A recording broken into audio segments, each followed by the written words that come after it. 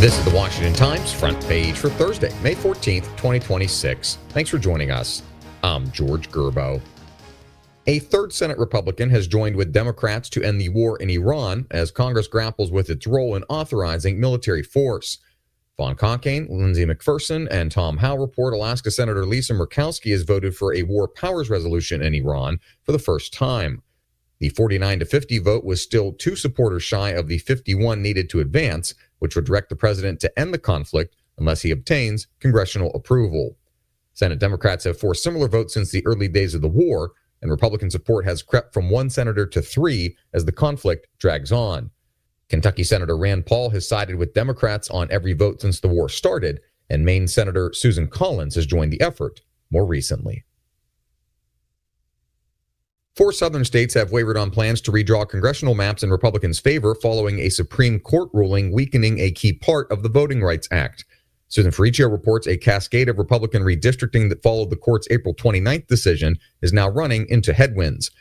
Mississippi Governor Tate Reeves signaled he would cancel a special legislative session that would have possibly redrawn the state's racially gerrymandered congressional districts ahead of the midterm elections. In South Carolina, the Republican-led state Senate blocked a resolution that would have cleared the way for consideration of a new map that would have redrawn a seat held by longtime Democrat James Clyburn. Lawmakers in Louisiana and Alabama did vote to redraw their maps to eliminate racially gerrymandered districts, carving out 1 additional Republican-leaning seat in both states.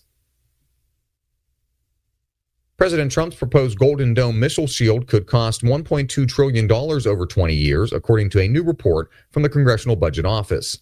Even at that price tag, Ben Wolfgang reports the CBO said the system wouldn't be an impenetrable shield that could fully stop an all-out missile assault. The CBO conceded estimating the costs is difficult given the lack of public knowledge about the plans for the dome and outstanding questions about whether it will be designed to defend literally every square mile of the continental United States. The study is one of the most comprehensive looks at the potential costs of the shield, which the president wants operational by 2028. A former CIA officer says scientists at the agency came to believe the virus that caused COVID-19 was likely leaked from a Chinese lab, but agency higher-ups suppressed those arguments. Stephen Dinan reports James Erdman told the Senate Homeland Security and Governmental Affairs Committee that as early as August 12, 2021, the agency was considering publicly calling the virus a lab leak. 5 days later, Erdman says that changed, and the CIA refused to say why. He claims some in the CIA seemed eager to make excuses for China, and that some antipathy toward President Trump may have fueled the agency's resistance to the possibility that the virus originated from a lab. And finally, one critical wartime resource, optimism, has been replenished in recent weeks as Ukraine has brought Russia's spring offensive to a standstill. Guillaume Patak reports the change is reflected in how the battlefield itself has evolved. The line separating Ukrainian and Russian forces no longer consists of only a narrow strip of trenches and defensive positions.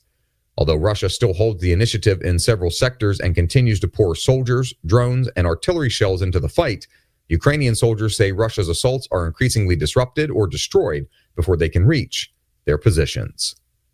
Find all today's front page stories at WashingtonTimes.com/front page or on the Washington Times app, and find us wherever you get your podcasts. You can also find us on social media at Wash Times for breaking news, sports, commentary, and more. For the Washington Times, I'm George Gerbo.